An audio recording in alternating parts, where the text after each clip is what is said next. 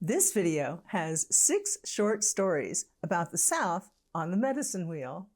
Hi, I'm Hyapatia, Cherokee Blessed Woman.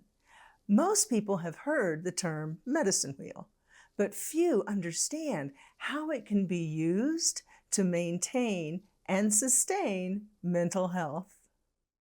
The most important medicine wheel is the wheel of life. It's the key to unlocking the wisdom of all the medicine wheel teachings. For example, the South stands for many things on the wheel of life.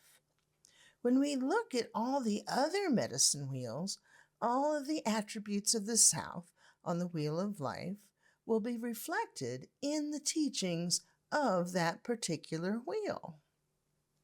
There are positive and negative ways to use the spirit of the South. I'll give you a few examples with some of these stories. Most medicine wheels start in the South, and that's why we're starting there.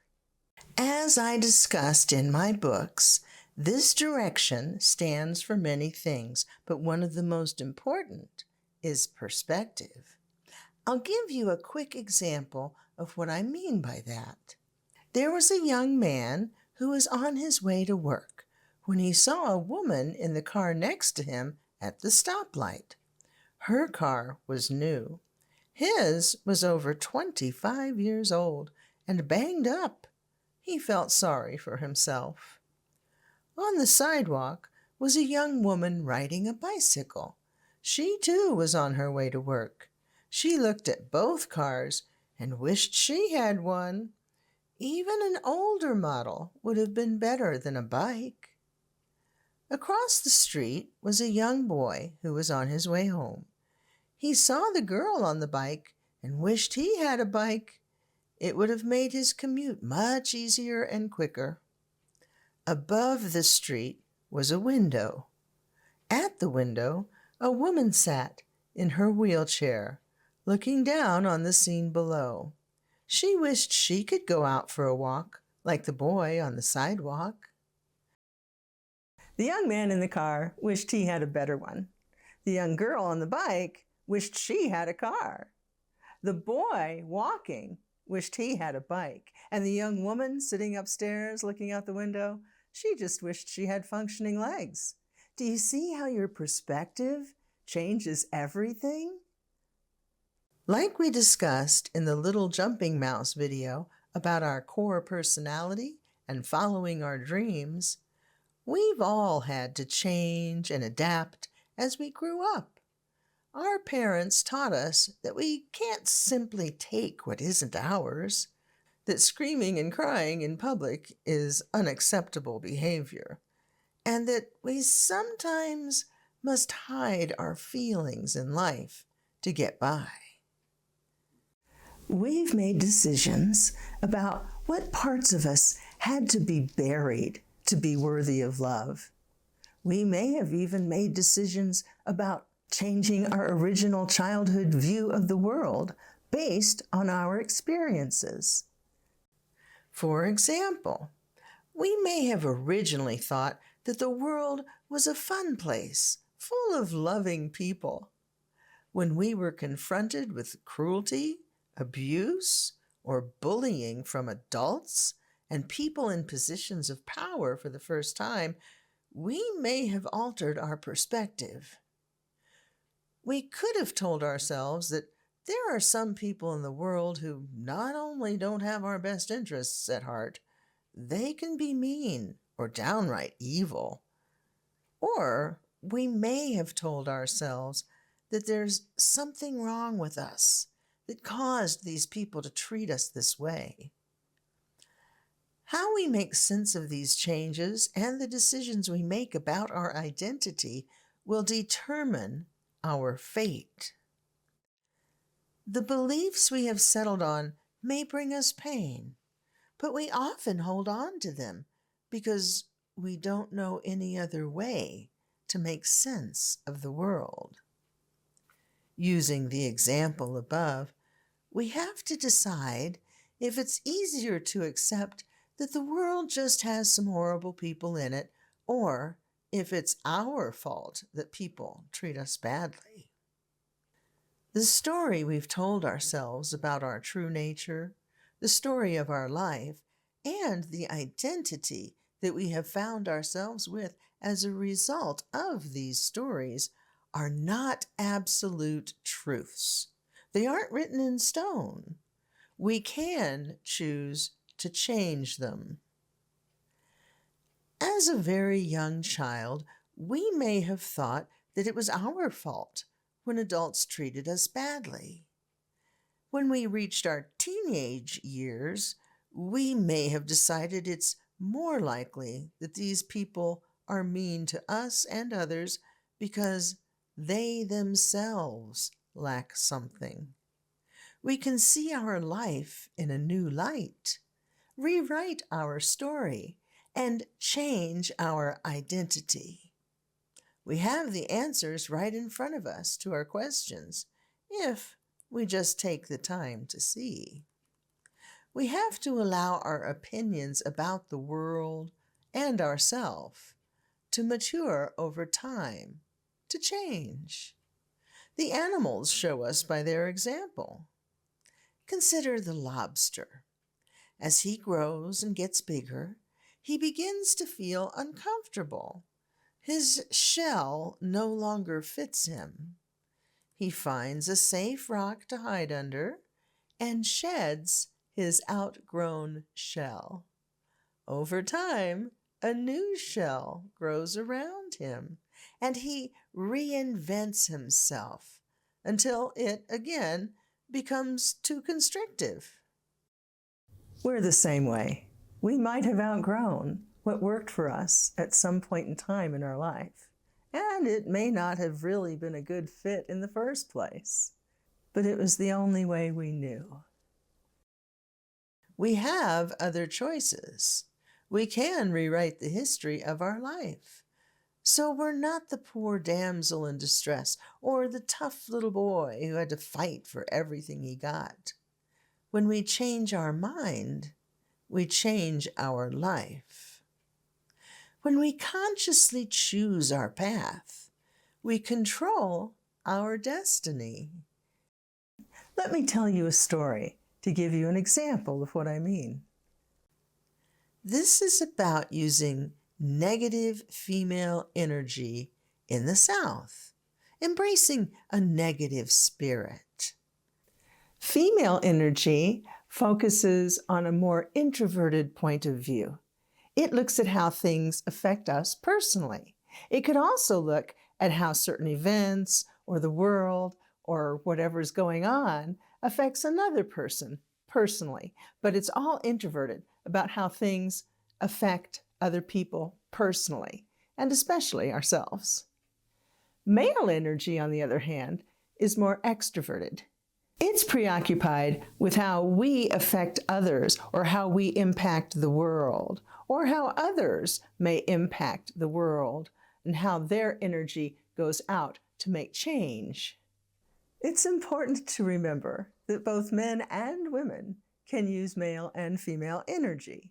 This story happens to be about a woman, but men can often act in similar ways. Keep this in mind as you hear the story and ask yourself if you may have acted in this way or if you know someone else who has. Nancy grew up watching Disney movies, and like most little girls, she dreamed of being rescued by a handsome prince. When things began to get rough in life, she knew that if she could just find her one true love, her soulmate, everything would work out fine. He would stick by her side, tell her how much he loved her, and rescue her from evil. No matter what terrible tragedy had befallen her, he would love her unconditionally, and they would live happily ever after. She had always felt alone in the world, but Nancy knew in her heart of hearts that all of that would change if she could just find her soulmate. Nancy's parents wanted their child to be well-behaved and have friends, like all normal parents do. When they saw her act in ways that they thought others might judge as unacceptable, they corrected her. Nancy thought this meant that she was not worthy of love in her original form. She had to be trained to behave like someone else if she wanted her parents' approval. Nancy told herself that if she could just find her soulmate, he would love her for her true self. She wouldn't have to pretend anymore. He would stick by her side no matter what. He would understand her point of view, and they would go through life happy, side by side. When Nancy found Carl, she thought he was the one that she'd been waiting for. They had a perfect romance, a beautiful wedding, followed by a majestic honeymoon. It was everything that Nancy had dreamed it would be. She was very happy. After a while, the sparkle left their marriage. Nancy wanted to buy nice things and take fun vacations. This was not always in their budget, but Carl tried to make his wife happy. They began to live beyond their means. The bills caused stress, and they each had moments where they weren't as supportive as they could have been to one another. Carl started to work longer hours to help pay the bills. Nancy missed her husband not being at home. This wasn't the life she had envisioned. She wasn't expecting the disagreements and misunderstandings that inevitably come with every relationship. At work, Nancy felt her fellow employees didn't treat her with respect. They demanded things and were angry when she didn't meet their expectations.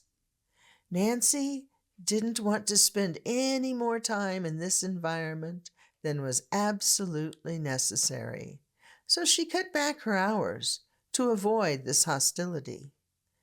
Meanwhile, Carl felt used. It seemed to him that he was the only one working overtime to pay off the bills that they both had created, and he started to become bitter and resentful.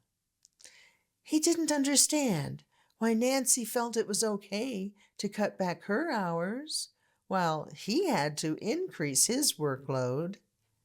He didn't enjoy being at work any more than she did. They had many painful discussions over money and work hours.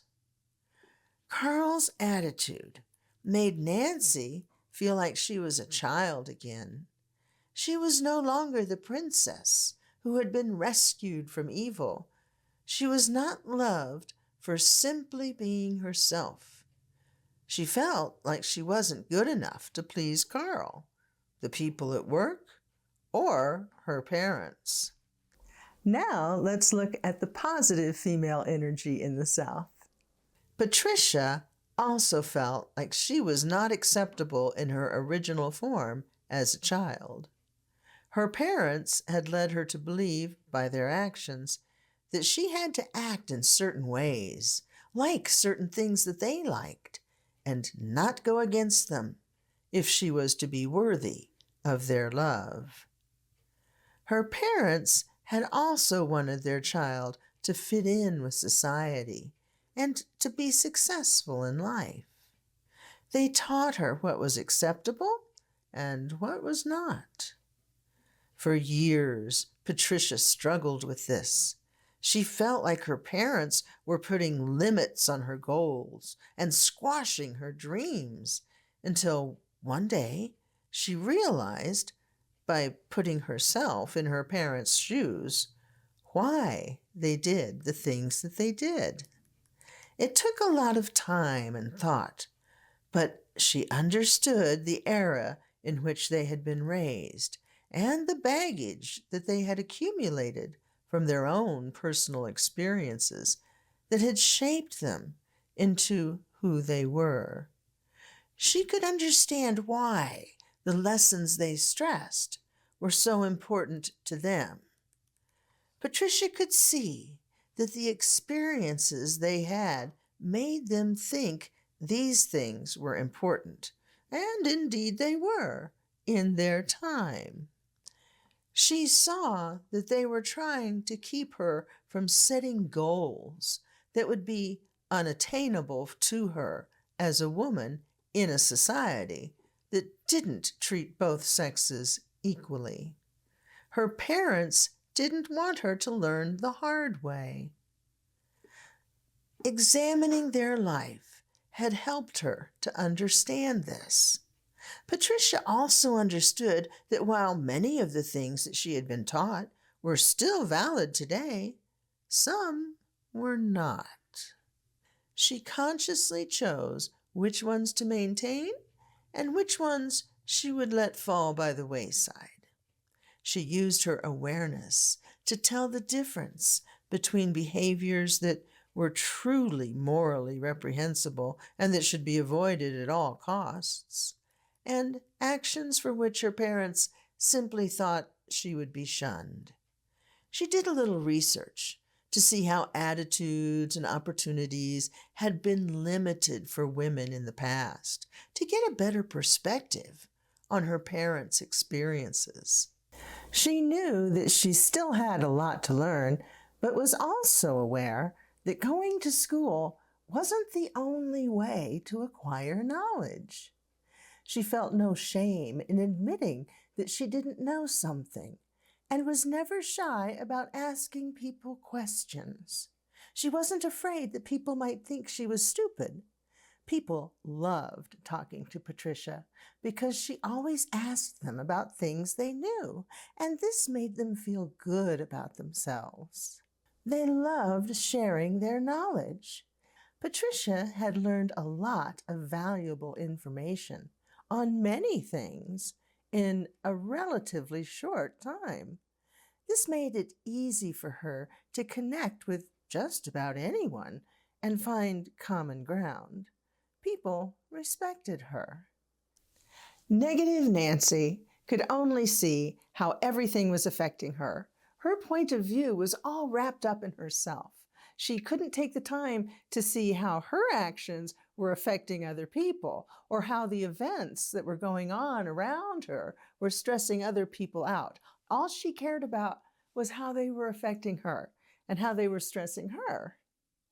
On the other hand, positive Patricia took the time to look at the world from other people's point of view. She had empathy. She could see that certain events in her mother and father's lives or the era in which they were raised affected their point of view and how that made them feel the way they did, how that affected their personality. She could see how other people had been changed by what had happened around them and to them, and how that in turn affected how they perceived the world, their perception, and how they acted accordingly.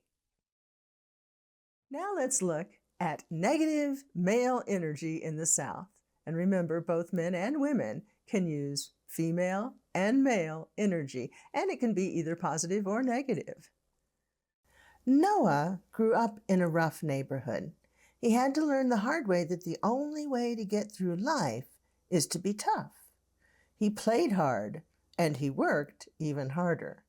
He was always pushing to expand his business and crush the competition. He pushed others just as hard as he pushed himself, and most people didn't really appreciate that. After serving his country, he felt he had earned a little respect. Noah seemed quite successful indeed. However, Noah couldn't keep a girlfriend for very long. They always complained that he was too tough, too macho, and that he wouldn't let his true feelings show. But this is how he grew up. This is how he survived combat. And this is how he became a successful businessman.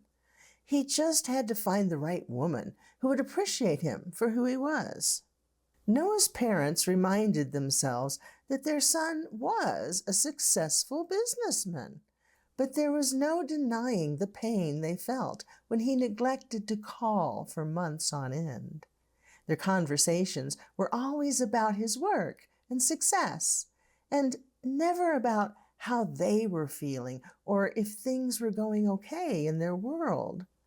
Noah did miss them. He loved them dearly, but he knew that showing it was a sign of weakness. He wasn't that same little boy who was weak and downtrodden long ago. He would hide his feelings, even from himself, because he had bought into the belief that only spineless losers show emotions. He felt more comfortable sharing his successes with his parents. No one wants to hear about depressing news, he reasoned. Besides, he's always enjoyed boasting about his victories. It made him feel good about himself. He thought this would bring his parents happiness too. Noah appeared to have many friends because people admired his successes. People wanted to be seen with such a respected and accomplished man. In private, though, Noah wondered if people would still like him if he weren't a successful businessman with lots of money. Was this the only reason people pretended to like him and agree with what he said? Now let's take a look at positive male energy in the South. Paul had many talents and knew about a lot of things. He was able to do odd jobs around the house, fix most small engines, and he even knew a little bit about electricity. When a neighbor or friend needed help with something, he was always there to lend a hand. People would offer to pay him for his services, and sometimes when money was tight, he might take them up on it. But most of the time, he told them to keep their cash. He told people that he didn't need anything today, but in the future he might, and they could pay him back then. People appreciated that, and they each gave back to Paul in their own way. Paul loved to play guitar in his spare time, and he was in a band that played original music in several local clubs. He would have loved to have been a successful musician, and he kept working at his skills while doing the necessary things to make a living, but he didn't expect it to go very far. He was happy just playing out with his band, and if that's all that ever came of it, that would be fine with him. Paul's wife was supportive, and together they made sure he had time to take advantage of what few opportunities came his way. One day, one of Paul's neighbors, whom he had helped in the past, came to visit. An old high school friend of the neighbors was now a big shot in the music industry. Paul's neighbor wanted to show his appreciation for all that Paul had done for him. The neighbor told Paul he remembered how he had helped with his drywall, changed a light socket, and had even saved him more money by helping to change the oil in his truck. The high school friend and Paul's neighbor had never really been close. In fact, he was kind of a bully back then. Paul's neighbor really couldn't stand the guy. But since Paul had gone out of his way to help the neighbor, he felt he owed it to Paul to go out on a limb. He contacted his old high school classmate about Paul's original music. The record executive listened to some tracks and liked what he heard. He didn't become an overnight success, but he did get a nice little recording contract and a handful of endorsements, and they got to open for some big-name acts. It was far more than what Paul had expected. What goes around comes around.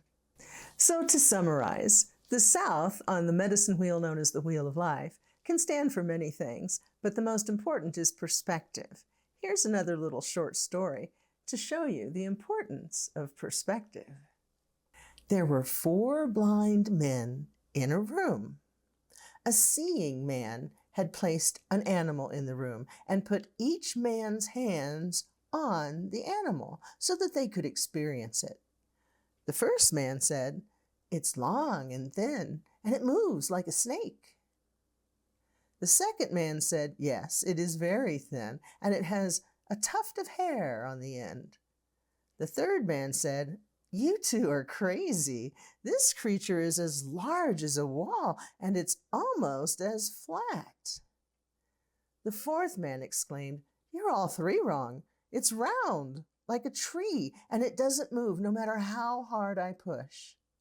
Can you guess what the animal was?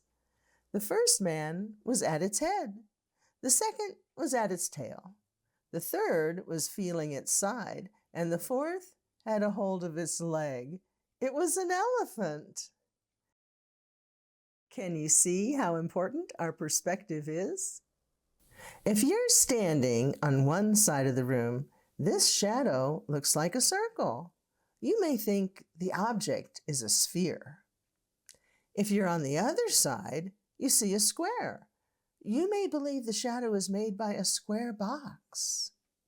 If we walk all the way around the room, all the way around the medicine wheel, we get a different perspective.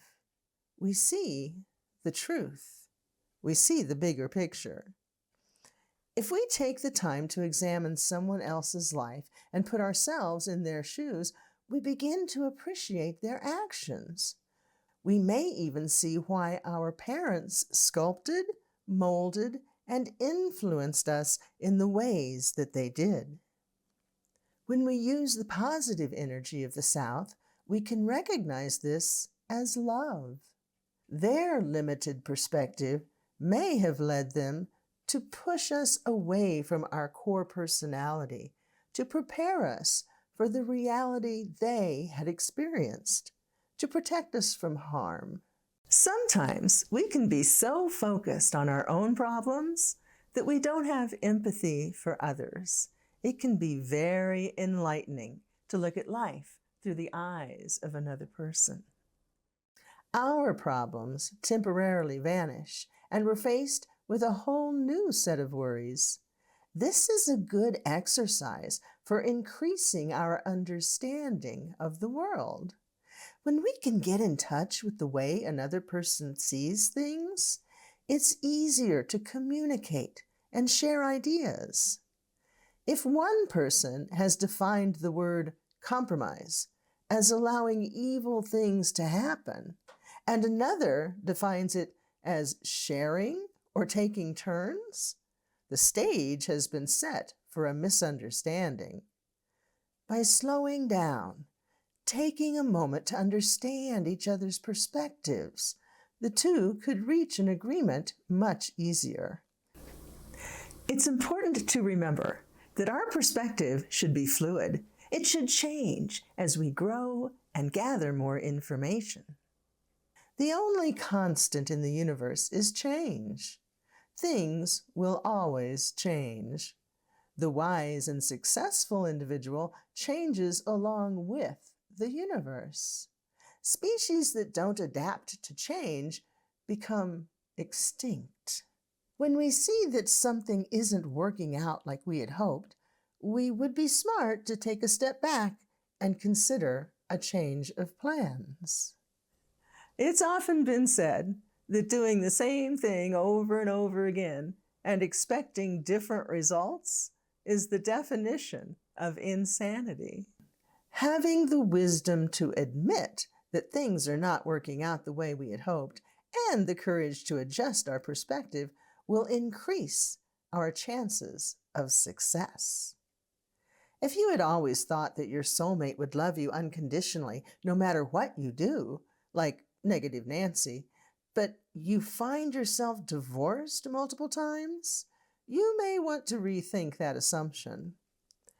If you thought burying your emotions through life, like Negative Noah, would bring you inner peace and happiness, yet you find yourself depressed or unsatisfied, a change in perspective may be in order. The key is frequently checking in with your inner personas to address true emotional discomfort immediately. The sooner we recognize a problem, the quicker we can find a solution. The only thing worse than 12 years in a miserable job or marriage is 12 years and a day. Be like the lobster. When you've outgrown your shell, find a safe place to regroup and let go of it. You'll be amazed at how quickly you begin to feel better once you actively try to analyze and change your life instead of stoically trying to endure a painful situation. When you treat others with respect and compassion, it comes back to you. Most people already know this, but you also have to treat yourself the same way. If others aren't treating you right, love yourself enough to remove them from your circle of influence. Many people fear loneliness so much that they would rather be abused than ignored. They're afraid of the unknown, so they stick with people who belittle their victories or point out their mistakes. After a while, it becomes easy to believe their words. This can make us feel like we're lucky to have anyone at all. We may fear being alone because we're believed we're as flawed as we've been told. When we communicate with our inner personas, we can see the truth. This will fill our loneliness and guide us to people who will treat us with respect. Our inner personas teach us how we should be treated by others. Just as we discussed in the Flowering Tree episode that introduced us to our inner personas, give yourself the same love, kindness, patience, and understanding that you have always wanted to have been given by others. After all, you deserve it. You always have. From the stars to our soul, it's worth more than all the gold.